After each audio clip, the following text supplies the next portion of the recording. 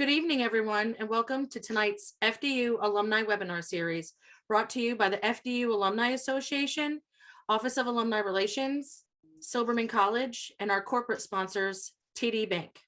As always, we thank you all for joining us this evening, and we look forward to a great presentation. At this time, I would like to welcome Kenneth Lamb, the Director of Alumni Relations and Development.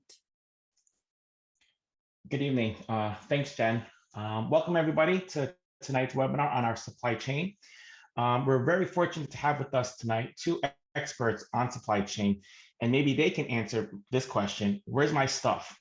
I ordered a package last week and it's not here yet. Amazon, come on, what's going on? But first we have Dr. Wenyi Kuang, Assistant Professor in Supply Chain Management at FDU. Dr. Kuang received his MBA and Master of Science degrees in Logistics and Supply Chain Management from Cranfield University and his PhD in Logistics from Michigan State University. Prior to joining FDU, Dr. Kuang worked in various supply chain roles in logistics and supply chain management,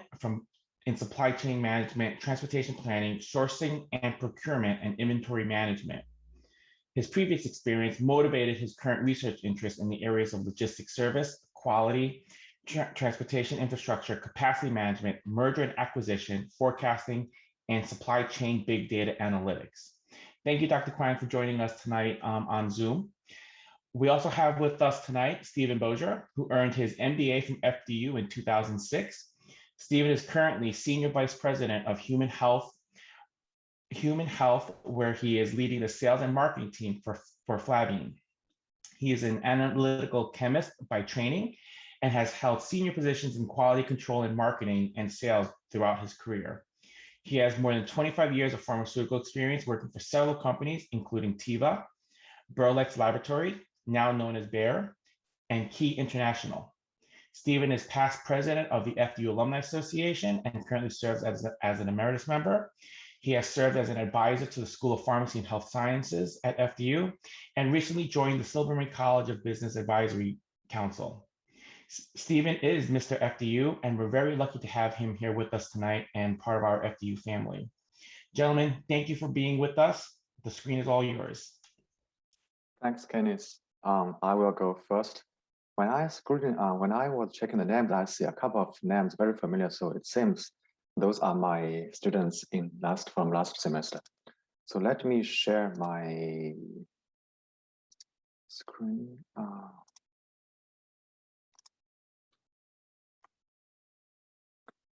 Can anyone see my screen? And can anyone hear me okay? Yeah, okay.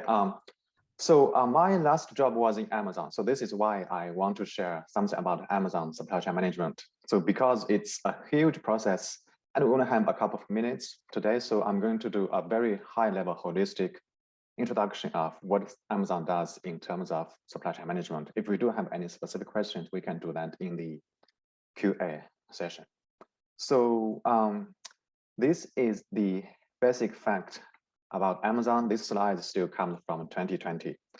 This may not be the very accurate reflection of what Amazon is right now, because during the pandemic, Amazon business has expanded and exploded like 200% compared with pre-pandemic.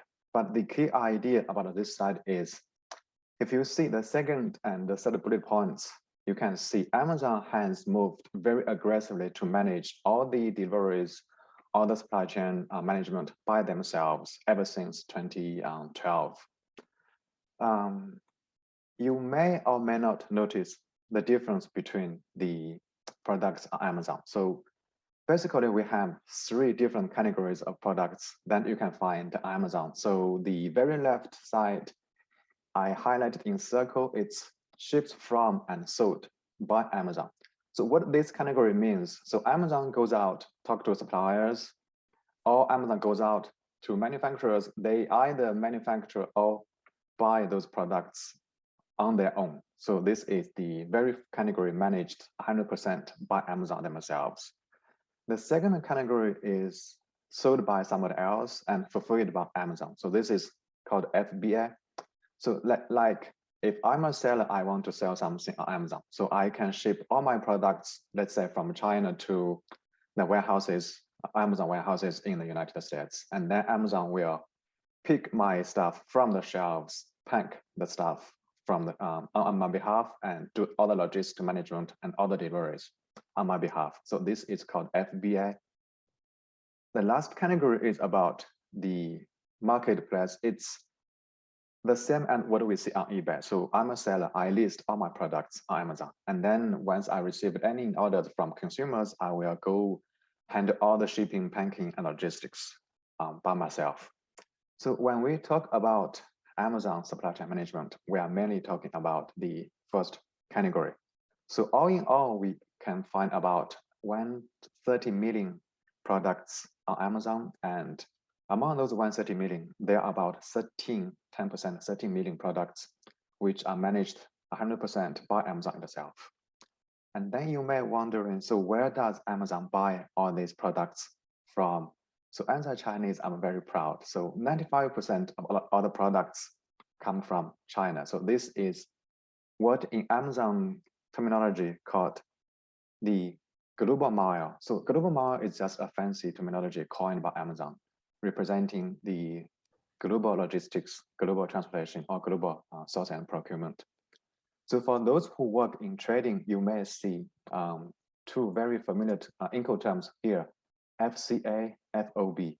So Amazon used to do a lot of stuff on the FOB, but then they want to increase the responsibilities. They want to control each single step of the supply chain. So this is how they manage the risk by moving towards FCA. So nowadays, if you go do business with Amazon, so almost 100% Incoterms are on FCA. So because they want to control the supply chain, they want to avoid the risks and disruptions in the supply chain. And the global mile process consists of 4 different, what we call legs. So first leg is the original service. So Amazon assigned different local logistics service providers to do the local domestic transportation, such as domestic transportation in China. And then Amazon will go out, negotiate very good rates with lots of sea freight forwarders, such as Maersk Line, Costco, Yangming, OOCL. So these names might look very familiar to you guys.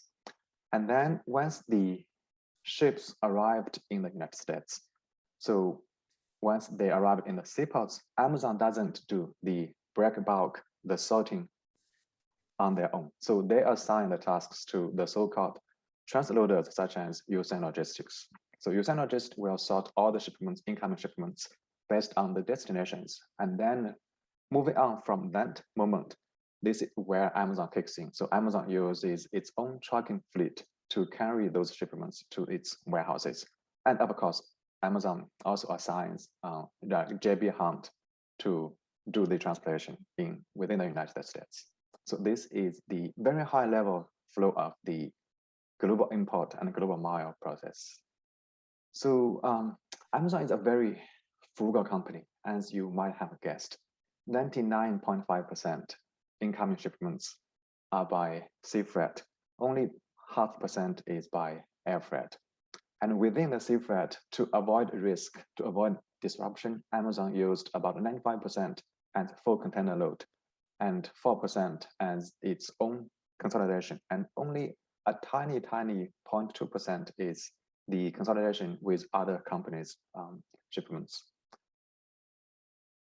So once the incoming shipments arrived in the United States, and we can see from this slide, there are 2 seaports in the East Coast and 1 seaport on the West Coast. So this is where Amazon will ask USAN Logistics to break bulk all the incoming shipments based on the destinations.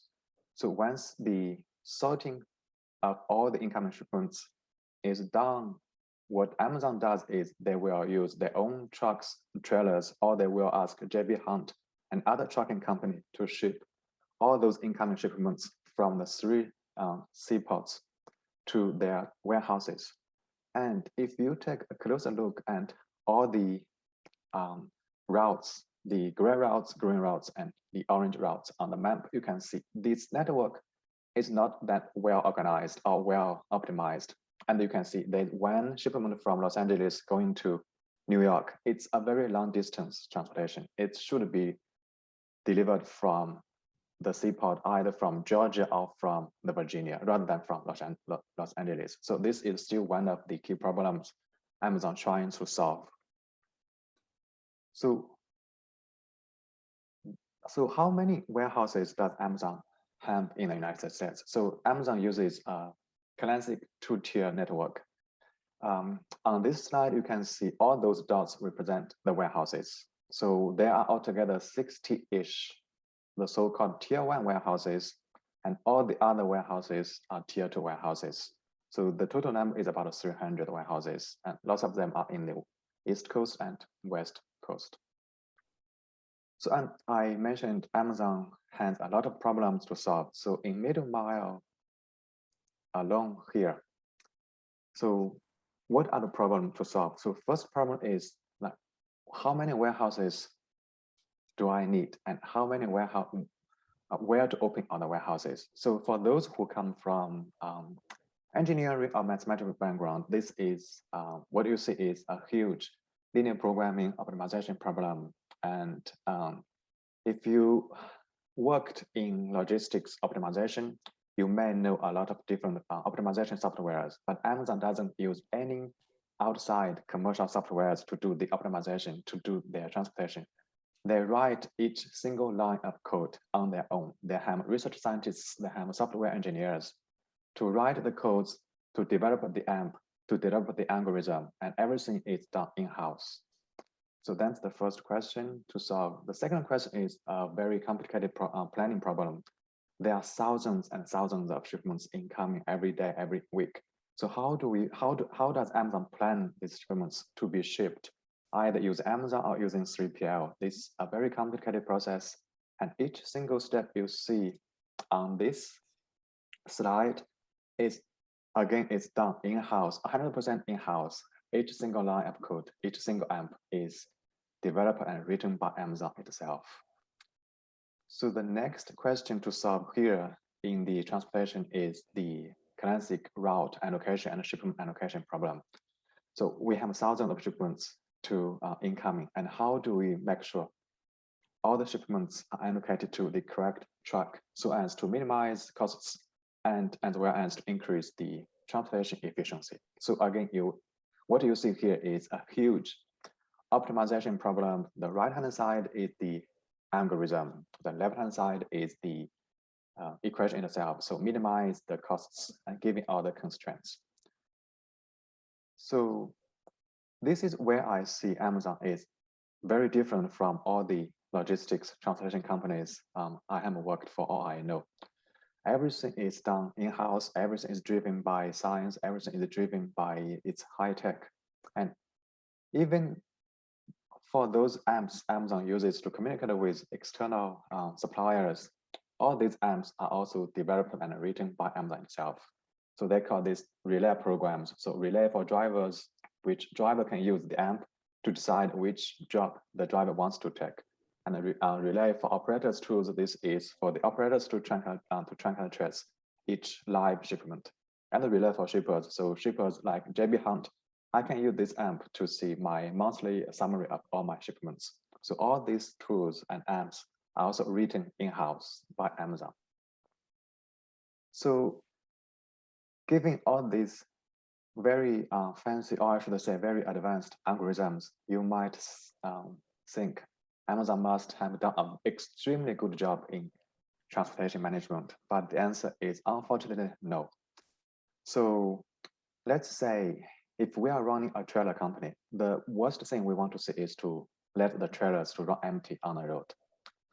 To solve this problem, to avoid this problem, Amazon tried a lot of advanced algorithms, but still the 2 million per week you see on the slide is the weekly waste for Amazon transportation services, which they just allow the trailers to run empty on the roads. So this slide is to highlight that despite all the advancement of the technology, despite all the advancement of algorithms, even a high-tech company as Amazon itself, it cannot even eliminate and solve all these complicated supply chain routing and allocation problems. So supply chain management overall is still a field that has a lot of problems to be solved. So that's about the middle mile where Amazon transports all the incoming shipments from the seaports to their warehouses. So once all the goods, all the shipments arrived in all the various warehouses, and if consumers place orders on Amazon app, and then this is where Amazon use its so-called last mile delivery services to deliver all consumer goods, all your online orders to the warehouse, to consumer households. So again, you can see it's again a huge optimization problem, and Amazon does each single bit of this process in-house. So the scientists develop the algorithm, the software engineers write the codes, and then product managers will do the implementation of all this process. So the one point I want to highlight is its last mile delivery drivers. So you may already have seen this kind of delivery vans in New Jersey a lot. So in contrast to UPS and USPS, where we see the same driver takes care of the delivery in the same neighborhood. So Amazon uses a so-called dynamic driver allocation system. So which means it's basically trying to improve the driver utilization to squeeze the efficiency out of the drivers they hire. So what this system does is, if I'm a driver, so today maybe I will be allocated to North New Jersey. Tomorrow I will be allocated to New York City. The day after tomorrow I will be allocated to the west part of New Jersey. So this is a very good idea, trying to increase driver utilization, but the side effect is if I'm a driver that goes to a different neighborhood on each single different day, and then I would have the difficulty to correctly locate the right address of the consignees, which is the consumers. And then to solve this problem, Amazon came up with another idea, which is Amazon lockers. And as you can see, this solution doesn't work very well because the lockers will be overwhelmed very fast. And then because the drivers are monitored by the efficiencies using the real-time apps, the driver will just drops off all the packages and then they will leave and then mark the packages as delivered. So this is a very high level introduction of the whole process. The two key summaries here is I want to highlight first, supply chain logistics operations is still a field that has a lot of challenges. A high-tech company like Amazon cannot even solve all the problems. So it's ongoing process. It requires a lot of efforts. So if you are a problem-solving person, if you like to solve problems, so supply chain operations logistics is a very good field to leverage to apply your problem-solving skills. So the next point I want to highlight is Amazon and all the other high-tech transportation companies are moving heavily toward data analytics and algorithms. So this is where if you are a data person, if you are an algorithm-driven person, if you are a mathematical person, so these kind of companies are a very good match for you. So this is the end of my presentation. So next, let's welcome Stephen to talk about pharmaceutical supply chain. Hi, Stephen. Okay. Thank you, Wenyi. As a person who buys 99.9% of everything on Amazon, I very much appreciated your presentation. Thank you. Okay, so let me just get my presentation up and I will go to my slide and go into presentation mode. Okay, and thank you to Mary, to Ken, to Jennifer for inviting me to tonight's event. It's a real pleasure. So I'm here to talk to you all about pharmaceutical supply chain, certainly coming through a pandemic. Medicine supply chain, medical supply chain, pharmaceuticals has been top of mind for a lot of people. And I'd like to talk tonight a little bit about some supply chain challenges that I'm sure many of you may have questions about or been reading in the news. One of the keys to view here is that drugs are essential, obviously for hospitalizations, for people that are ill. Their medicines are treated at such a high level because they're essential for life. So they have kind of a special logistics qualification, if you will.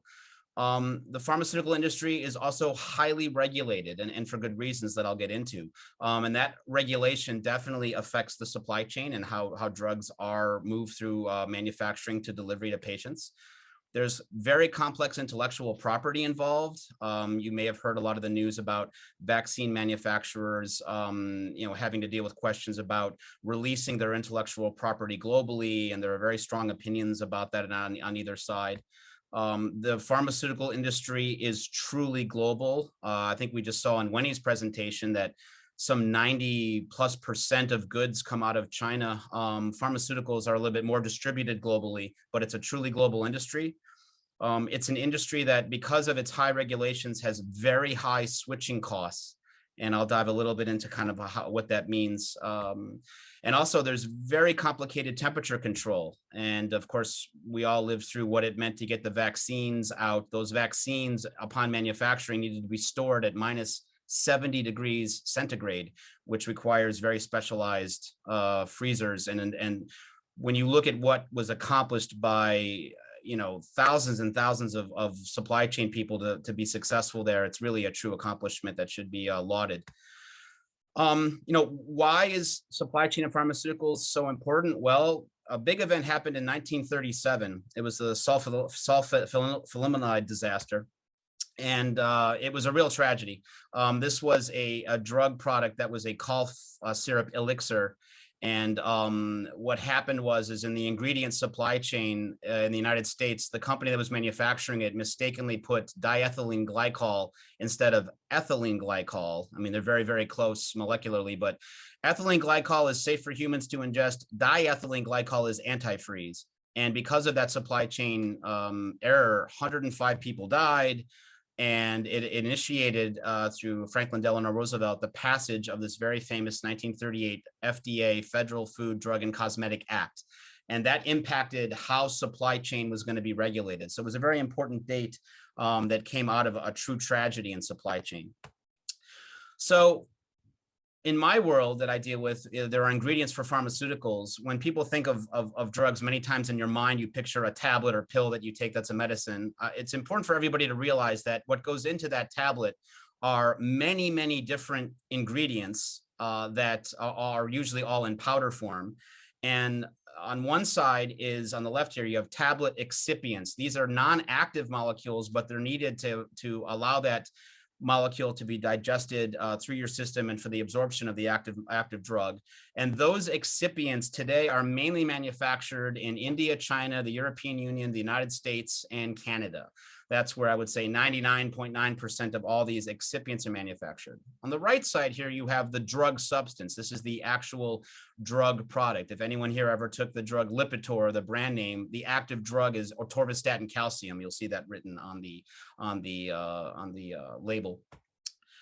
The overwhelming majority of active drug substances are manufactured today in India, China, and the European Union. Very little in the United States. And I'll sort of get into the reason why that is in the next slide.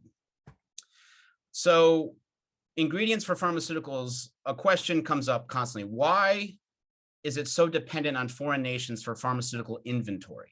This is a picture of me. I've been lucky enough in my career to travel all over the world. And this is a picture of me and a bunch of my colleagues in China. And we're visiting the world's largest facility that manufactures acetaminophen. Acetaminophen, the brand name years ago is and still is Tylenol, but the molecule is very genericized. You can buy, acetaminophen tablets. If you remember at the beginning of the pandemic, there was no acetaminophen on the shelves if you went to CVS and Walgreens, because there were early reports that acetaminophen was good for lowering the fever associated with COVID. And this facility in China, I can tell you, it's absolutely astoundingly huge. This one picture here is there's 15 of these buildings that are each like half a mile long. All of them make one product. They make acetaminophen, and they make just incredible quantities. Here's a picture on the inside. There's all these reactors. So to answer the question, why is, in the United States, our drug supply so dependent on foreign nations for inventory? It's cost. And one statistic that I'll give you guys, or not statistic, one issue that came apparent to me when I was visiting this particular plant in China. In the United States, where there used to be acetaminophen manufactured, a lot of it was manufactured down in Texas. if you were to pay a worker, you'll see here a worker in this facility that these are the reactors that actually make the active drug, the acetaminophen itself. You know, in the United States, this person would probably be a chemical engineer and by background, and the compensation, you know, maybe anywhere from $65,000 a year up to, let's say, $80,000, $90,000. That same level of education and that same job here in China, those people were being paid about $17,000 a year. Now, when you multiply that by the thousands of workers at the site, it's very difficult to compete on cost. And, you know, this is an issue. We heard in the State of the Union address last night from President Biden, a big effort on let's make things in America, of which I think for certain pharmaceuticals, it makes good sense strategically to make things in America. But we have to understand the dynamics of cost. And the Chinese in particular, and in India in particular, have done an unbelievable job at controlling costs. So that's an issue we have to keep in mind. Now, a lot of what I do in my company is managing inventories, and you know, in supply chain inventory, you know, there's certain like sort of academic definitions of it. We typically refer to it as, it's a term used to describe the accumulation of materials, customers, or information as they flow through processes or networks. We just saw on the Amazon presentation, you know, views of the distribution through processes and networks. You have different types of inventories. You know, there's physical inventory, physical goods.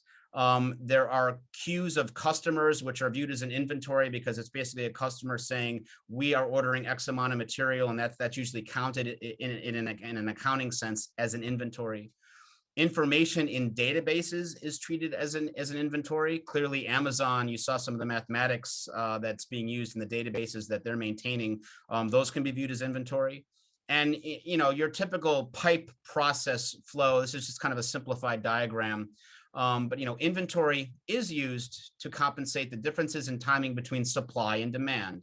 And in pharmaceuticals in particular, since I'm kind of focusing my talk on pharmaceuticals, so much of this is science driven by the chemistry involved, different than, say, other, you know, goods that you may buy, you know, clothing or toys or whatever on Amazon, where there's not so much of a scrutiny over storage. Clearly, with what happened in that 1937 disaster, pharmaceuticals have an incredible amount of regulation in how processes flow through a system. And you have these metrics of inflow times, outflow times, that you have a process that leads to an inventory that leads to an outflow. Again, this is a rather simplified version, but this type of overview is essentially what drives the thinking between how you flow through a system. And we spend a lot of time in pharmaceuticals doing the balancing act about what is an optimal stock level with, you know, product related drivers. Let's think about vaccines. Let's think about all of a sudden there was a need for billions of vaccines. So the optimal stock level was an unlimited mathematical calculation pretty much. And you have to balance that with logistics related drivers. So you always have this balancing act in any supply chain, but in pharmaceuticals, this particular balancing act is crucial because, to my first point on an earlier slide, drugs are essential and they have to get to patients on time within the expiry of their materials. So these variables that you control on the product related driver side, the number of variants, the material value, procurement costs, product lifecycle, service commitments, there are whole careers where people specialize just on this side of the seesaw, if you will, and their whole career is managing those issues. And on the other side, you have the logistics related drivers that involve replacing, delivery quality, change in sales volumes and delivery times. There's a whole other set of professionals that spend their time on that side of the seesaw. You have an optimal stock level if you're in balance. Clearly, we saw examples of what happens like with masks, for instance, at the beginning of COVID. I went on Amazon on March 17th of 2020 to order a mask, and I got that mask in July from China. Remember what that was like when there were no masks, there was no toilet paper, there was no lot of things. For pharmaceuticals, we saw runs on a lot of products. The acetaminophen was certainly one of them. So the balance here was way off in that instance. And when that happens, you have to have a lot of creative solutions to try and balance the optimal stock level.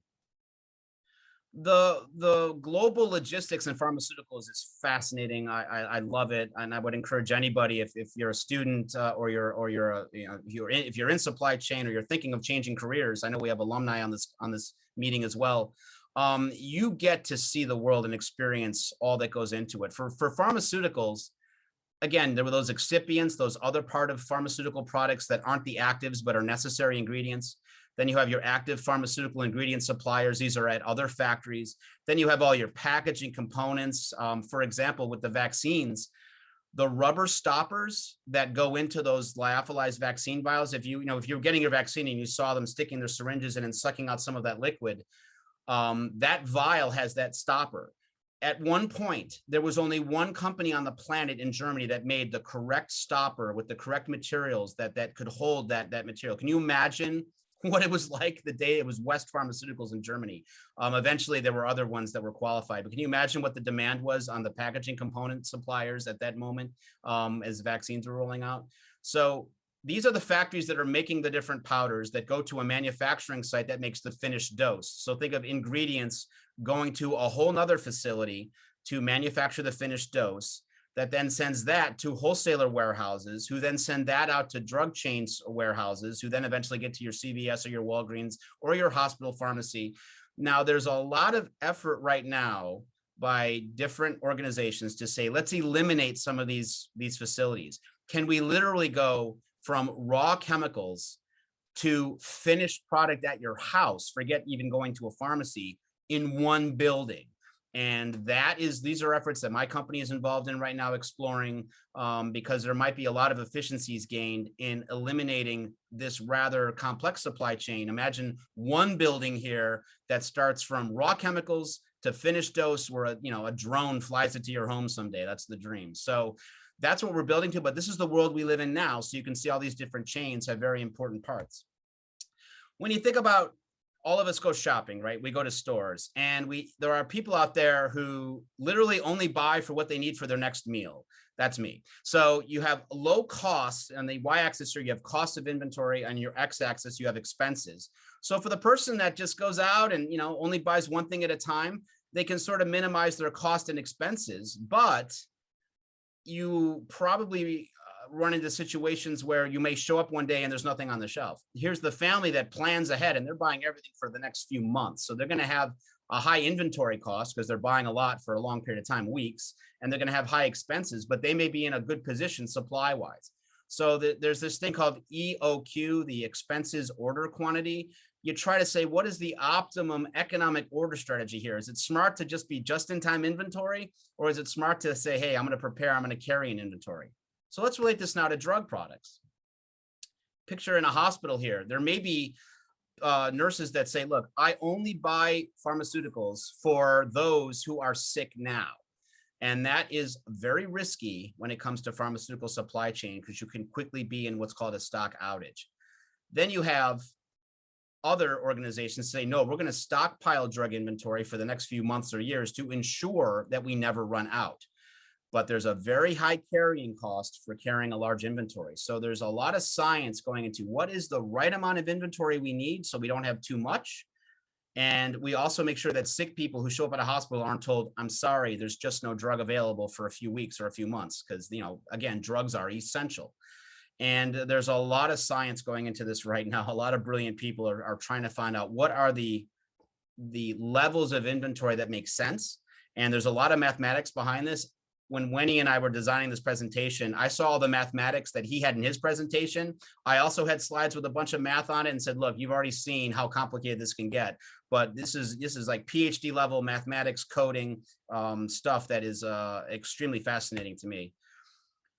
I want to talk just a little bit about supply chain in general, whether it's pharmaceutical or other industries. It's a fascinating career path because you interface with all sorts of different constituencies and organizations. You interface with suppliers, and these suppliers, as you can see, are spread all over the world. That's exciting. In pharmaceuticals, pre-COVID, I was traveling to India, China, Europe 3 or 4 times a year, Israel, trips to South Africa, and you get to see the world. So supply chain, you should think, oh, that's exciting. I'll have opportunities to interface with really great people all over the world. You get to mix with distributors. You see that in the United States, when he showed the distribution channels of Amazon. Well, for pharmaceuticals, there are likewise distribution centers all over the country. You get to mix with warehouse managers, and warehouses are so cool these days. They're highly automated. There's robots all over the place. You know, they're all laser guided now. I mean, it's phenomenal to see. And I've never toured an Amazon warehouse. I'd love to, because I know that they're extremely automated. Even though at the end you do see a lot of human beings that still need to do a lot of the packing. But I think there's efforts to continually try to automate a lot of that with robotics. You get to interface with production personnel, the people that are actually, you know, on the front lines manufacturing products. And you get to interface with customers. So if you're a student right now contemplating a career in supply chain, or you're an existing supply chain professional, maybe thinking of changing industries, it's a wonderful career path. And I want to talk a little bit about, you know, specifically to pharmaceutical supply chain, you know, what are kind of the credentials to get in? What is the education? Well, one great thing about Fairleigh Dickinson University is that it offers a master's in supply chain. That's fantastic. I know, Wenyi, I think you're teaching in that program. I also know there's some undergraduate offerings, which is fantastic. Many people then that maybe start out at companies in a very beginning level of supply chain, the companies will sponsor your continuing education. Many companies now are paying for students, or partially paying for, to send them for master's degree courses to continue their education in supply chain. And then there's all sorts of different online for free courses on YouTube and whatnot that'll teach you about Incoterms. GMP stands for good manufacturing practices. Those are the rules that came out of that 1938 FDA Act that President Roosevelt put into effect because of that disaster with the drug elixir. What are the benefits of a career in supply chain, specifically for pharmaceuticals too? You get to travel the globe. It's awesome. I mean, you get to go. I mean, you know, I've been lucky enough to been all over the world, and companies pay me to go. It's fantastic. I know post-COVID, some are saying there's not going to be as much traveling. I agree that there's not going to be as much traveling, but people still have to meet. They still have to form relationships, and that to me will always be done at the end face to face. You get to engage with state-of-the-art technology. Wenyi alluded to some of the coding that goes on, the mathematics behind it. The science of supply chain is fantastic. It's evolving rapidly. Like I said, one of the benefits is you get to engage in that technology. And I'm really going to accentuate this last point: high compensation. I think it's important for people in the you know, college level, whether you're undergraduate or graduate, to understand, what do career paths compensate? I can tell you right now, in the New Jersey area, if you're a high level supply chain professional, you are earning multiple six-figure salaries, and you're getting to travel the world on a company dime. So you should put that in your mind when you think about maybe career choices. It's also, there's a lot of cross functionality in supply chain careers, paths to the C-suite. You know, many people spend time in supply chain, and that's what lets them lead their organizations, men and women that have spent time in the trenches, if you will. Or like myself, I transitioned out of analytical and in supply chain chemistries into sales and marketing. There was a great, I know many people may listen to NPR Marketplace. It's on every day at 6 and 6:30. There was recently a story, so I think this presentation will be available to everyone that's here online. Click on this link. There was a story just the other day in February 7th, I believe, that was all about how many students in universities are flocking to supply chain majors, and it was great. It was a really well done story, so I put a link to it here. And I hope I've you know, stimulated some of your interest in supply chain, specifically with pharmaceuticals. I just always want to cite references here to some of the materials that I had for this presentation. And that ends my presentation. So I guess I'll stop sharing, right, Jennifer, and now we'll open the floor up to questions. Thank you. Thank you both so much to Dr. Kuang and Stephen for such a great presentation. I'm not gonna lie, some of the information about Amazon, I was like, oh, guilty. That's me, I'm causing the backup. No, I'm just kidding. But thank you so much. Super informative, and I think a lot of what you shared shed some light onto some of the struggles we're facing when we're trying to get the things that we're looking for on the shelves. So we do have some questions that came in via chat, and it's still, it's not too late to submit questions. So feel free to throw some questions in there while we're asking the ones that were submitted. So our first question, this one actually did come in via chat, and this is from Alan Wyman. Thank you, Alan. And I think this one's going to be directed towards Stephen. Stephen, why are the costs of drugs so much higher in the US than the costs that people are seeing in European countries and Canada? So that is an enormously powerful question. It's one that's being asked. I want to draw attention to something that was brilliant in 1984. It was called the Hatch Waxman Act, and that was an act passed in Congress to allow for the genericization of drug products that allow innovators that invent drugs like a Pfizer, Novartis, names that we know, to have a period of time to benefit from their invention, but at some point go generic. And I want to draw a distinction. A lot of times when people are reflecting on, quote, the high price of drug products, they're usually referring to some of the newest branded products are out there that are not generic yet, that are still protected by patents. And yes, some of the newer therapies out there, we read the stories that a certain new cancer therapy costs $55,000 a year or more, or certain other products like insulin was highlighted last night. I always tell people that my whole career has been on the generic side. And the overwhelming majority of drug products that people go get filled at a pharmacy in that little brown vial are generics. And the process of genericization allows for you to get those pills with your $20 copay, your $35 copay for the majority of generic medicines. There is the cost of drugs when they say compared to other parts of the world. You have to remember too that for many parts of the world, many drugs are not available. And also in other parts of the world, people are taxed significantly with their incomes. I speak with my German colleagues. They pay so much in taxation that some of that goes to almost like subsidizing when they actually pay for drugs. So it's kind of like, you know, how much are people truly paying? My feeling is that to have innovation and brilliant innovation, and we're certainly seeing a lot of that in oncology right now, and we certainly saw it in vaccines, the amount of money it takes, and it literally is over $1 billion for a new drug product these days. Tufts University keeps very careful track of this. You know, drug companies also have to pay for the drugs that fail, and they could be into a phase 3 clinical trial and it fails, and they've already spent $200 to $300 million or more, and they have to recover that. And part of that is the drugs that become successful sometimes are charged to help compensate for their failures. There are efficiencies to be gained. I think the innovative companies realize that they have to be careful with how they price their products. But I do know that when people start getting alarmed about drug prices, I tell them that the generic path that we have ever since the Hatch Waxman Act in 1984 has saved Americans an enormous amount of money with the overwhelming majority of medicines, which are generic. So, you know, I'm very close to it. I've worked at branded companies that invent drugs, and I've worked at generic companies. So I've seen how pricing goes.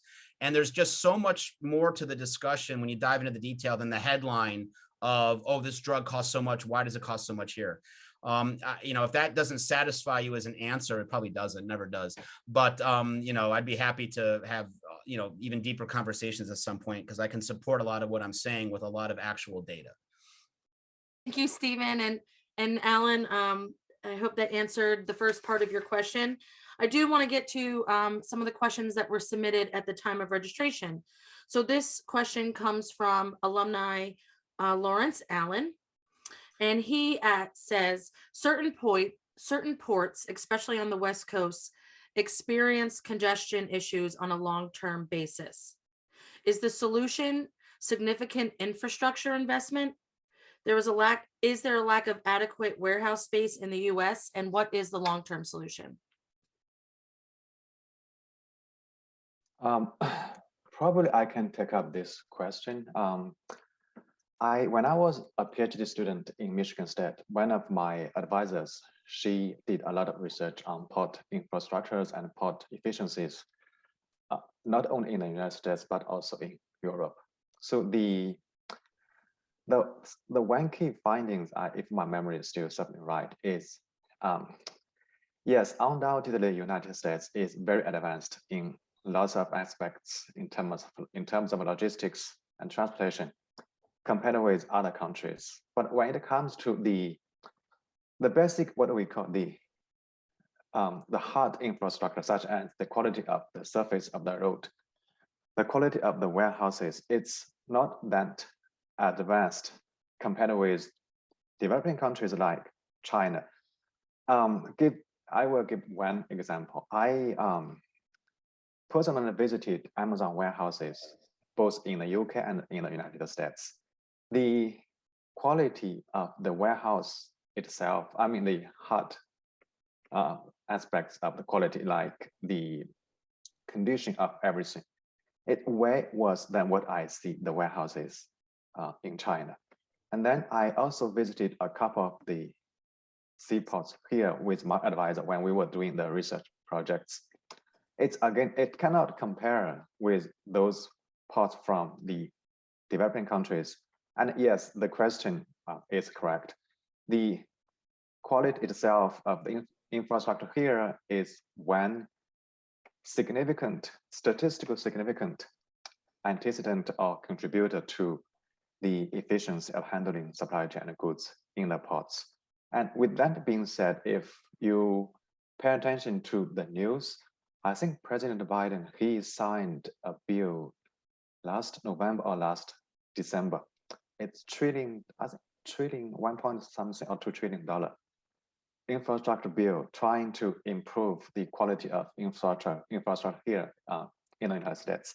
I actually cited Biden's speech in one of my papers. It said, okay, it's time to wake up to compete with the rest of the world because we don't have enough very good quality of infrastructure. So this is what I see from my experience and from what I see the difference between the United States and the developing countries in terms of logistics and supply chain infrastructure. I hope this answers the question.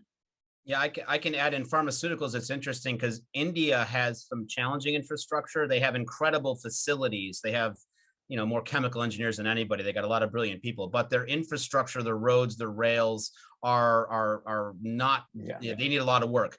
In China, it's mind blowing. I can't even describe it. It's like you're looking at the future. Their trains are going at 300 kilometers an hour. They're capable, their logistics systems move stuff so efficiently that even with the, you know, costs for air freight now out of Shanghai to say the United States have gone up considerably, but they'll probably marginalize. I saw someone was asking about transportation costs. The Chinese are so efficient. And when you see the numbers of how quickly they can move material around the country and then get it to a port, it's, you know, their trains are going 300 kilometers an hour. You know, we see the trains in the United States in the Midwest, they're going, you know, 55 miles an hour. You know, it's just, it's different. We do have to upgrade. It's shocking when you see, in a way, when they've built these new rail systems in China, how much they're just better than ours. I mean, there's no other way to say it. We have to catch up. So, kind of spinning off of that, another question that came in via the registrations is from John Kemma, who's also an alumni. And he asks, with all the issues in the supply chain, with accessing the raw materials, the shipping, the product rationalization, this question I would pose to each of you: what is one thing that you think that could be fixed in our infrastructure that will have a sizable positive impact on the supply chain? No pressure to solve the problem. I mean, two things specifically. One is our airports continually need to, when cargo comes into our airports, the actual unloading of the planes, the actual separating of things in several of our big airports, it could be advanced considerably with investment. You could have a much more efficient system of unloading planes, of getting stuff onto rail to get it to different warehouses, to trucks. That's one area that would definitely help.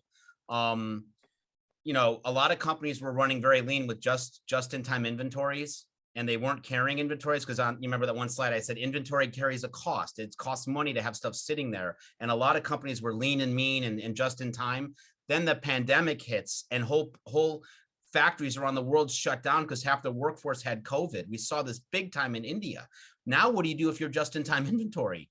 This is why so many of us are frustrated with furniture delays and other delays right now. And in pharmaceuticals, there was heroic efforts by countries like India and China specifically that forced workers to live on the sites, even when there were COVID outbreaks, to make sure drugs were getting out. I mean, it was heroic. I mean, you should have heard these people. Their whole families were sick, but they were still working at the reactors at the sites to get out drug products. I mean, there's a lot of heroism across the globe that people were doing during COVID, specifically with drug supply, because governments prioritized it wisely, because of the pandemic. But yeah, the movement from airline to warehouse could be improved, I think. And I don't know if you agree, Wenyi, with that. Yeah, my 2 cents, because I'm coming from China and I see the two worlds. So there is a very fundamental and significant difference between what they do things back in Asia and what they do things here in the States. Let's say we all know we need more space for a facility like seaport because we don't have enough space to hold all the incoming containers. We need to expand the existing facility. If this is something we are going to do both in China and in the United States, this can be done in China within maybe a few months, even a few weeks from start to finish of everything. But how fast can we do here in the States? I do see a very slow progress when it comes to we need to build a new roads. We need to build new roads. We need to build new warehouses. We need to build new public facilities. This process is very slow here in the States. This is what I see. So we have to take this into consideration when we are talking about like facility infrastructure is not good here. I don't know if this because of different system or if it's because the way of doing things, to be honest. So this is my 2 cents on this problem. Thank you both. And if we all had the perfect answer, we wouldn't have the shortages, right? Exactly. So we have time for one more question. And there is a question that reoccurred quite a few times in the registrations. And I also saw it popped up on the chat. So this question wants to know, do we expect that the effects of the Russian invasion of Ukraine is going to have impacts on our supply chain even more than they already are? Yeah, we actually have had meetings about this because our business in Europe, we have a sister company in Europe that, you know, was routing from our suppliers in Turkey through Kiev.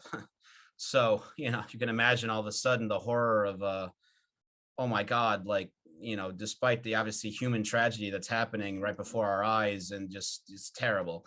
But also now, what does it mean to have a complete airspace that large cut off? And there are also implications for the, unfortunately, and again, I'm a big believer in, you know, I think the United States should be the overwhelming producer of petroleum products globally to help out right now as we transition to you know, fusion power or nuclear power to be carbon free. But because there's going to be this shortage in oil, there's going to be dramatic increases in the cost of raw materials for everything, including pharmaceuticals that are oil-based, and specifically logistics around Europe are taking a turn. The Japanese flying planes west now what are they going to do? That, you know, there's a lot of rerouting of airlines where now they're going to have these crazy routes because they're not going to be flying over Russian airspace and they're not going to be flying over, you know, the large Ukrainian airspace. So I mean, to answer your question, yes, there are effects. We're all very concerned that if this situation gets worse than it is, it's already pretty obviously horrible.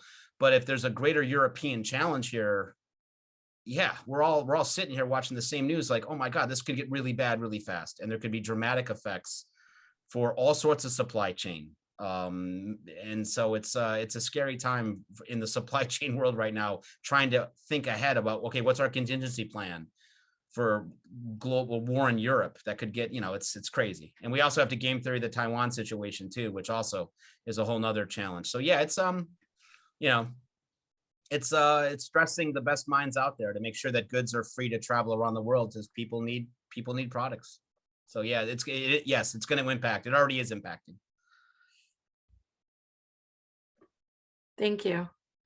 Thank you both for really informative session. I see some people thanking you in the chat as well. A lot of great information, and we appreciate both of you participating. I do want to take a minute to thank everyone for attending this evening. And if you're interested in finding out about some more of our alumni events, to please visit us on support.fdu.edu. We have alumni news, updates, upcoming events, and more. So you don't want to miss out on future webinars and future events that we're having. So be sure to check that out. Again, thank you, Dr. Kuang. Thank you, Stephen. And thank you all for attending tonight. And we hope everybody has a great night. It's a pleasure. Thank you, guys. Thank you Thank all. you.